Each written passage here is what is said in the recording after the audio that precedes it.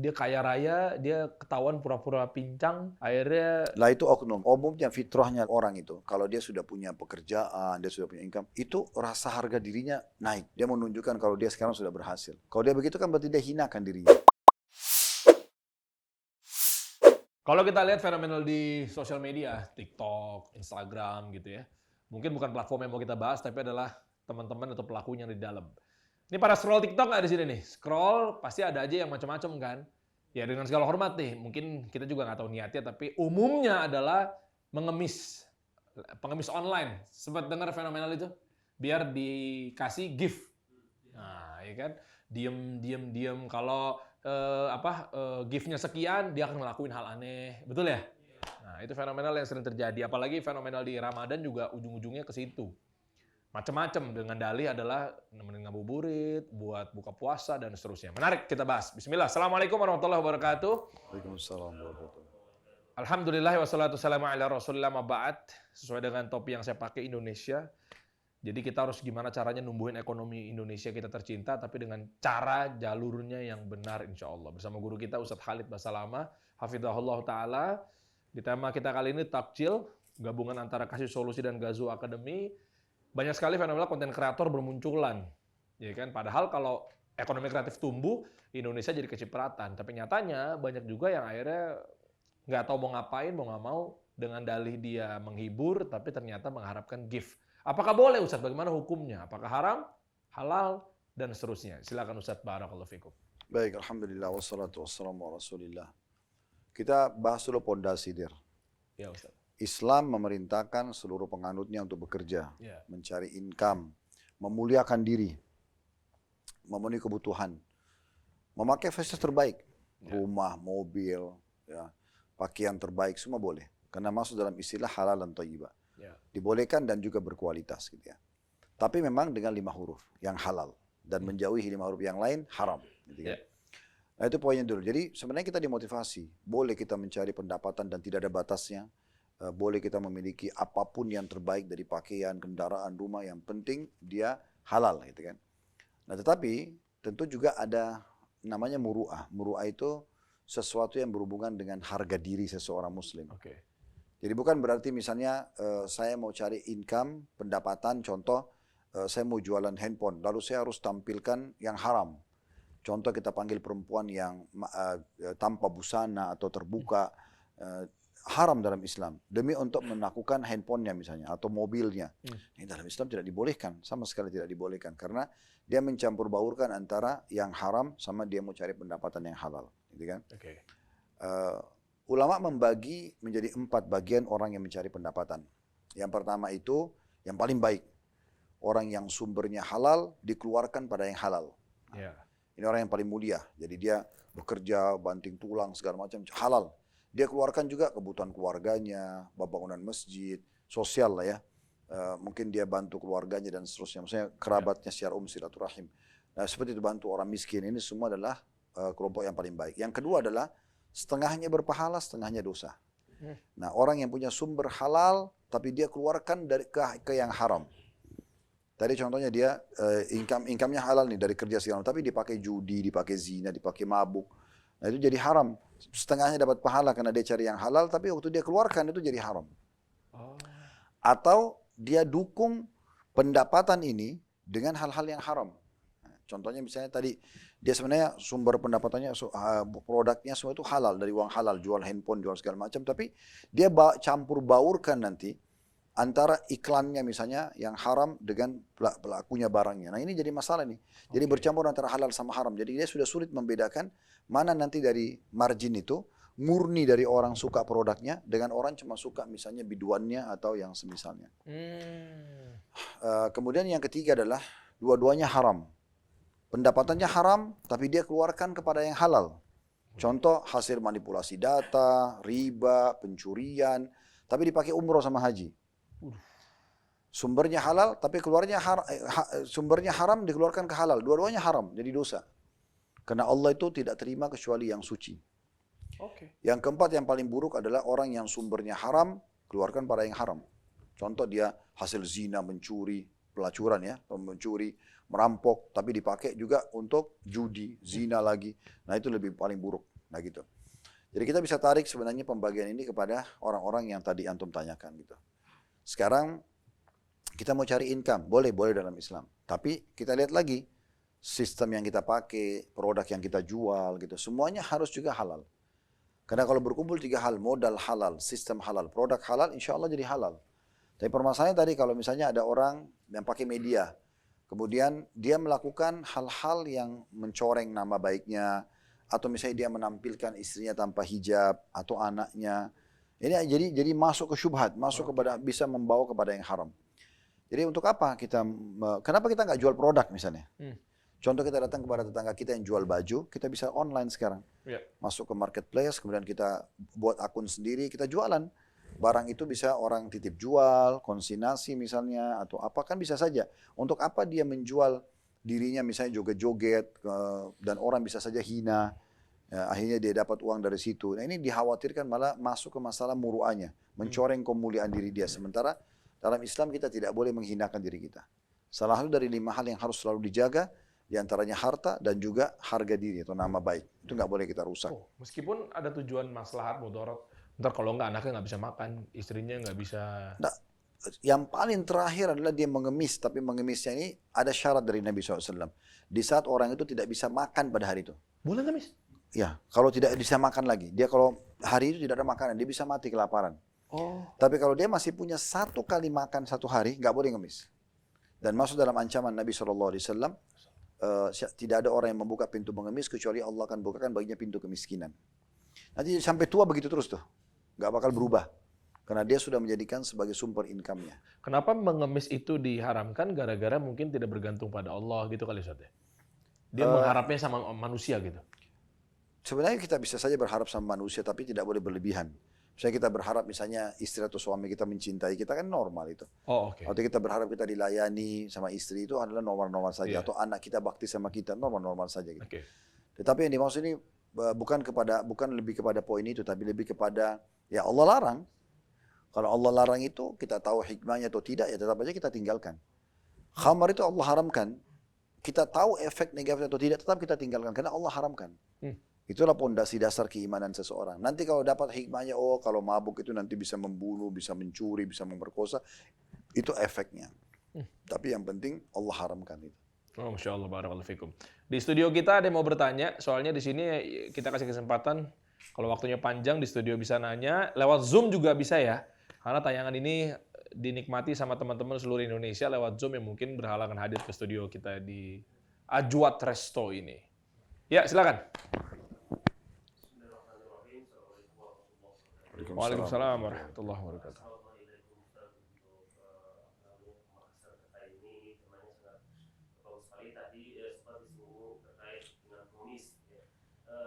Bagaimana hukumnya kita memberikan pengemis gitu kan?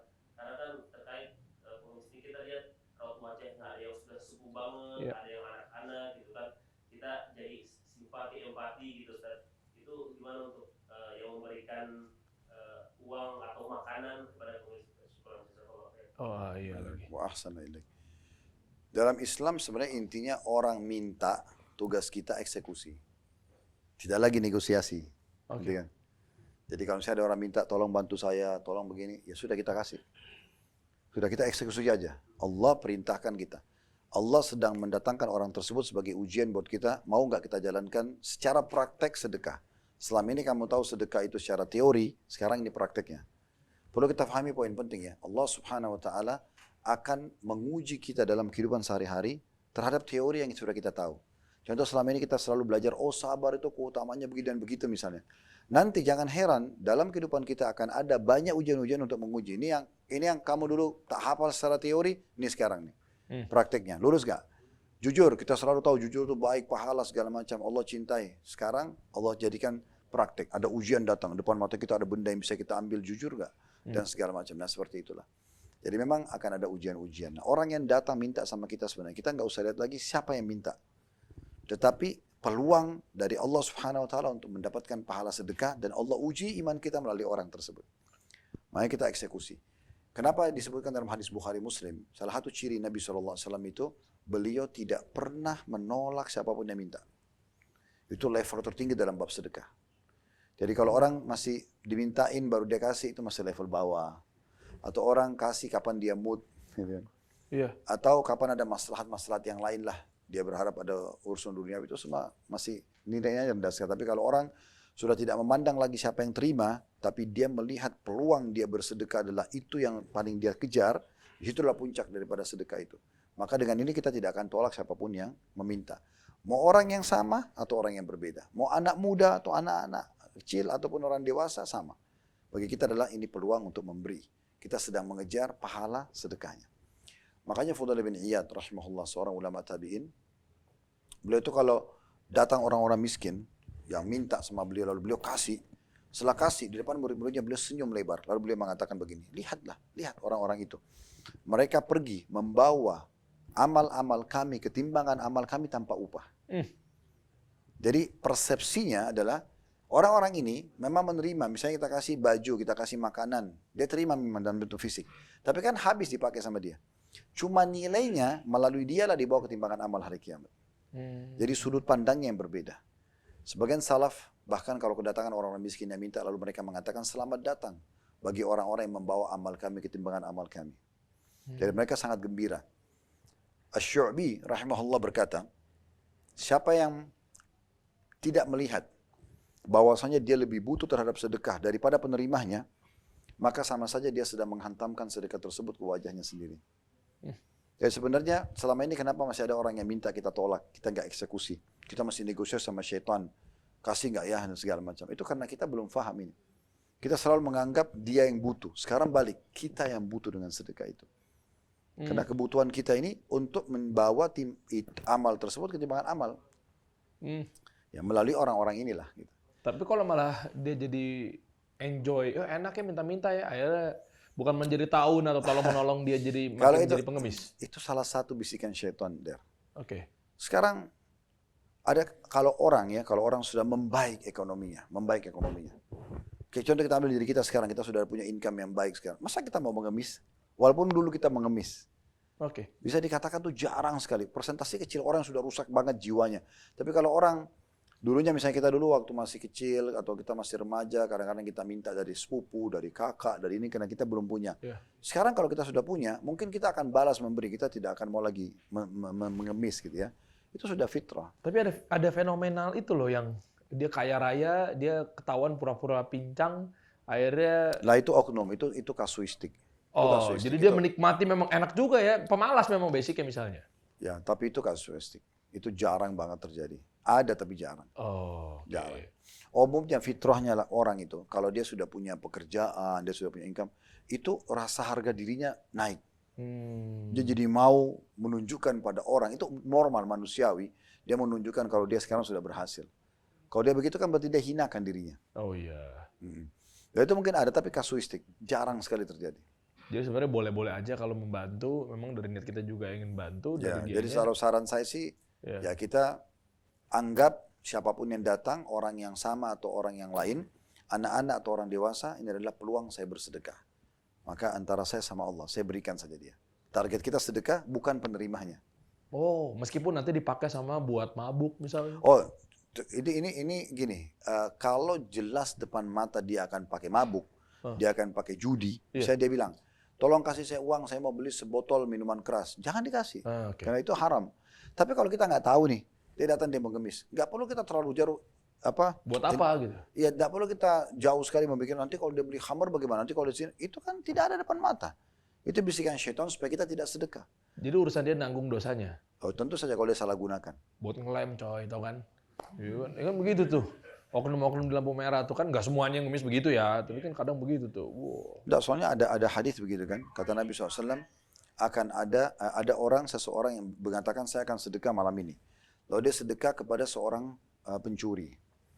Lalu dia tidak tahu, dia kasih. Ternyata itu pencuri. Besok pagi orang pada bicara, oh si fulan semalam itu sudah diberikan sedekah yang cukup banyak kepada pencuri, gitu kan. Terus dia bilang, orang ini bilang, alhamdulillah Allah mudahkan saya bersedekah. Saya tidak tahu dia pencuri, tapi saya sedekah kepada dia. Dia bilang, saya akan sedekah lagi besoknya. Besok malam dia sedekah lagi, dia ketemu sama pelacur. Dia nggak tahu kalau pelacur, dia sedekah. Besok paginya dibicarakan lagi, oh semalam orang itu mengeluarkan lagi sedekah yang banyak tapi untuk pelacur. Lalu dia mengatakan, Alhamdulillah atas pelacur tersebut. Maksudnya bukan berzina, dia cuma kasih, dia nggak tahu. Lalu dia mengatakan, saya akan sedekah lagi nanti malam. Hari ketiga dia sedekah, ternyata yang dia temuin di jalan itu orang kaya raya. Yang selama ini pelit benar gitu.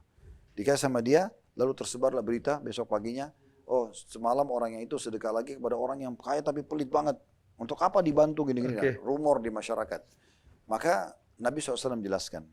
Waktu itu Allah Subhanahu Wa Taala memberikan gambaran bahwasanya orang yang mencuri yang awal dikasih sama dia, ternyata dia tersentuh dan melihat uang itu kena banyak, dia berhenti mencuri.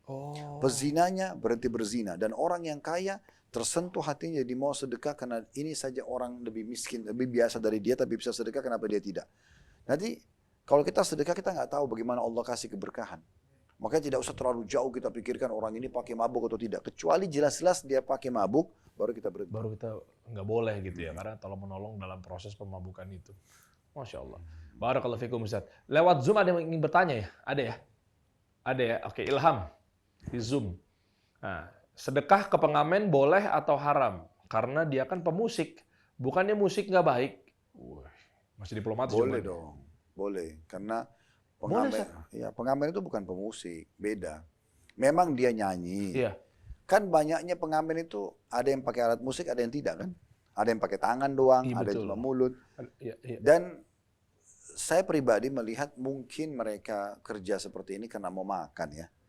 Nah, makan. Terbukti misalnya pas dia mendekat di mobil, sebelum dia nyanyi kita udah kasih duit. Dia nggak nyanyi kan? Oh iya. Ya kadang. Atau dia baru tepuk tangan, baru mau nyanyi, terus kita kasih duit. Dia berhenti. Itu bukan profesi dia. Kita bukan sedang mendukung pemusik di situ. Tapi kita lebih melihat kepada orang ini butuh makan. Bahkan pernah, saya di lampu merah, datang anak-anak kecil. Mereka tepuk-tepuk tangan mau nyanyi. Terus saya buka jendela. 1 menit, saya lihat atau 60 detik. Sebentar, nak kalian mau orang muslim? Saya ngomong gitu. Mungkin anak-anak SD kelas 1, kelas 2. Iya pak, iya muslim. Benar ya. Tahu gak rukun Islam? Dia tanya teman-temannya, apa tuh? Ngomong mereka. Oke, gini aja. Yang bisa jawab rukun Islam saya kasih 10.000. Apa ya? Oke. Mereka tidak kenal saya kan. Saya bilang, oke, om ajarin ya saya begitu. Ringkas ya, 2 kalimat syahadat, sholat 5 waktu, zakat bagi yang mampu, puasa Ramadan, kemudian haji bagi yang mampu. Hafal. Ternyata mereka hafal. Dalam 1 menit, 5-5-nya hafal rukun Islam. Saya kasih 10.000 satu anak. Masya Allah. Ternyata kita bisa ubah mereka. Edukatif, Karena itu bukan profesinya. Dia tadinya mau nyanyi. Iya ya, kalau profesi dia emang hobinya begitu. Nah, kalau hidupnya begitu. orang yang tiap hari manggung dan segala macam, nah itu lain lagi hukumnya. Tapi kalau ini kan pengamen, kesian dia. Bahkan pernah juga satu kali saya makan dengan beberapa ikhwah habis kajian, kita mampir di satu pinggir jalan gitu, buat makan. Datang nyanyi-nyanyi. Terus rupanya mereka lihat kami semua pakai kopi ya. Terus dia bisik sama temannya, itu ustadz gitu. Oke. Terus ngaji dia. Oh, baca ayat. Iya juga ya. Suaranya bagus tapi ngaji. Jadi ngaji baca ayat Al-Quran. Masya Allah. Jadi setoran surah apa gitu. Jadi sama ikhwan dikasih uang. Artinya subhanallah ini pengamen ini bukan profesinya, bukan profesi nyanyi. Dia masih bisa ganti yang lain, kita masih bisa arahkan. Kalau orang penyanyi benar, profesinya manggung, itu kan susah. Karena dia jadikan sumber income-nya kan. Iya. Nah itu mungkin yang berbahaya tuh. Itu ada bahasan sendiri. Udahlah Dan. Kan udahlah, gantilah profesinya. Enggak. Enggak, bahaya dia. Kalau kepepet baru ya.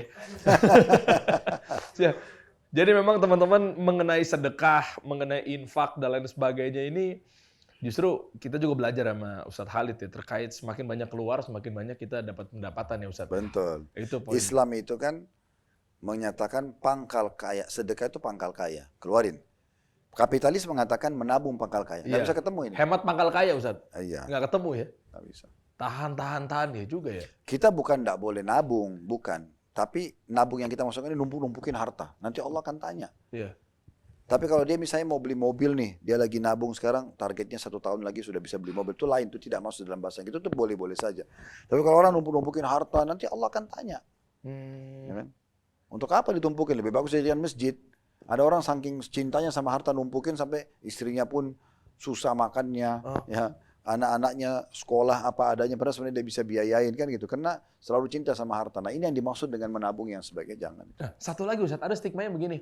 Ya ini sering terjadi, saya sering dengar malah sampai sekarang ini. Kayak, ya kita juga pengen, ntar kalau gue punya harta segini baru gue sedekah kan belum ada uangnya. Andai saya punya 1 miliar, gue sedekahnya gila-gilaan deh. Begitu, Ustaz.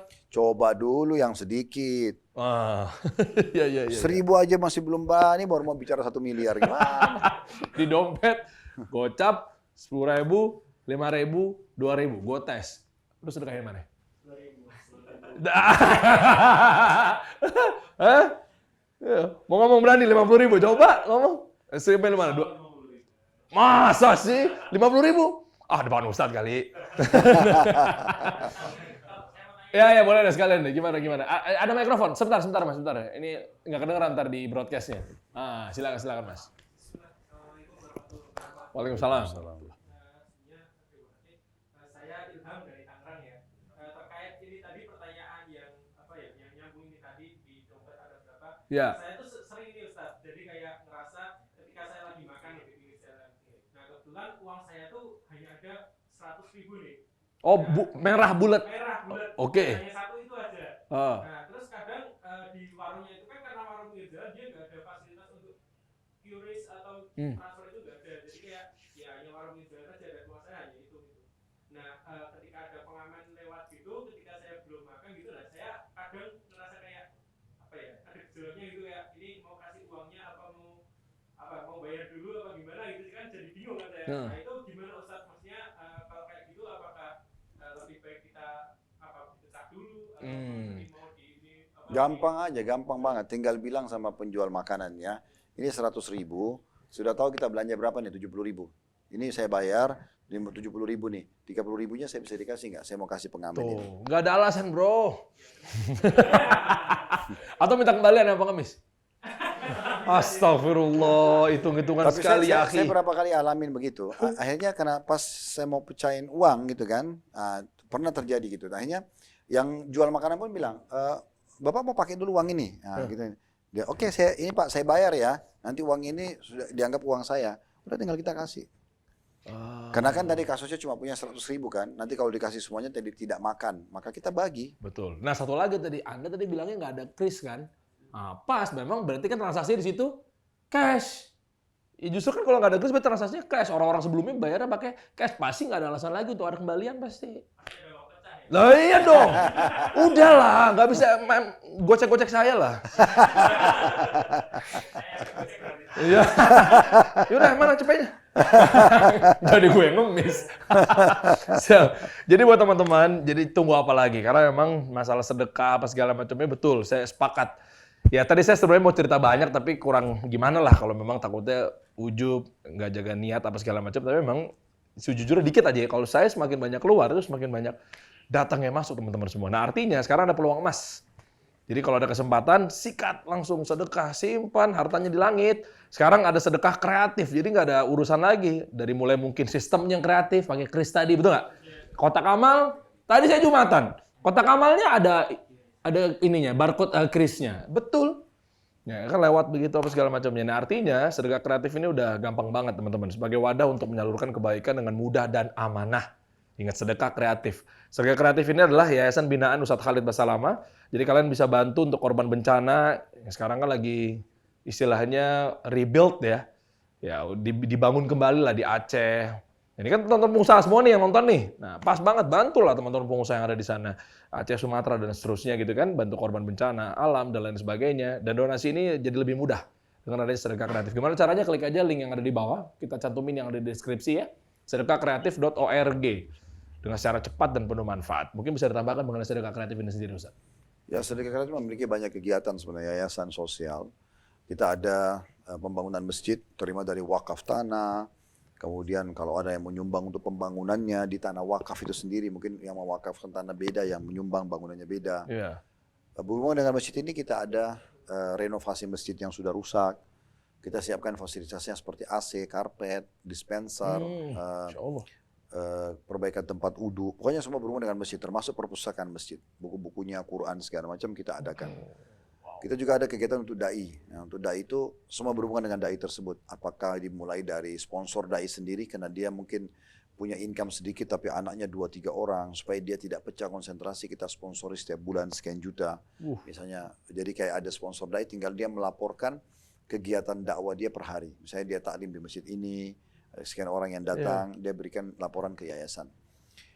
Juga berhubungan dengan dai, kita ada pengadaan transportasi buat dai, terutama motor gitu ya. Itu alhamdulillah sudah cukup banyak kita alokasikan sehingga memudahkan mereka transportasi ke lokasi dakwah, berikut juga dengan silaturahim keluarga dan kebutuhan dia pribadi.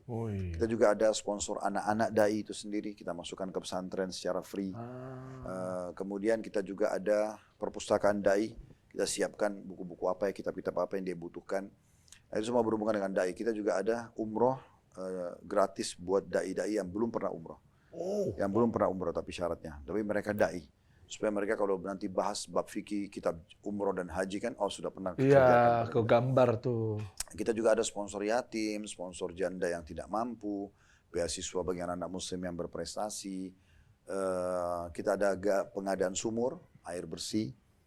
Total udah berapa Ustaz? Hah? Biar teman-teman jadi istilahnya tertantang tuh. Yang lainnya itu pada sedekah total. Penampungan sedekah kreatif udah berapa? Total dari awal dibangunnya berdirinya sedekah Saya kreatif nggak sampai sekarang? hafal sih kalau itemnya, tapi Paling banyak. miliaran pasti ya. Banyak sekali insya Allah. Iya. Dan kita bisa lihat di medianya, di Instagram, Iya. sedekah kreatif insya Allah cukup banyak kegiatan. Dan banyak kegiatan yang lain. Ya itu maksud saya adalah sangat dipercaya insya Allah sedekah kreatif. Jadi banyak sekali kan uang-uang dititipkan di yayasan ini Ustaz. Gitu maksud saya Ustaz. Kegiatan-kegiatannya mungkin bisa dicek ya di sedekahkreatif.org ya. Teman-teman tinggal cek aja di sini. Ada yang mau tambahin Ustaz sebagai penutup kita di episode yang takjil kali ini? Coba muliakan diri kita dengan banyak hal, banyak pintu. Di antaranya mencari income yang juga menjaga nama baik kita. Ya. Jadi nggak perlu kita jualan sesuatu yang membuat kita jadi hina, hanya untuk mencari sesuap nasi gitu ya. Dan jangan pernah mengurung diri kita di sebuah bingkai kehidupan yang kita buat sendiri. Oh saya kalau tidak kerja ini saya nggak tahu mau kerja apa. Seakan-akan dia kurung potensi dia dan skill dia di keadaan tersebut. Padahal sebenarnya antara dia sama orang yang sudah sukses 24 jam sama waktunya. Fasilitasnya 2 mata, 2 telinga, 2 tangan, 2 kaki sama semua. Kenapa dia bisa, saya tidak bisa? Nah, selalu optimis. Makanya kita mulai dengan doa dan kita selalu optimis. Optimis ini sesuai dengan sabda Nabi SAW, saya tidak suka kata-kata pesimis dan saya suka dengan al-fa'al. Kata para sahabat, ya Rasulullah, apa itu al-fa'al? Kata Nabi SAW, kalimat optimis. Saya bisa, saya mampu, saya akan berhasil dan seterusnya. Masya Allah, barakallahu fikum.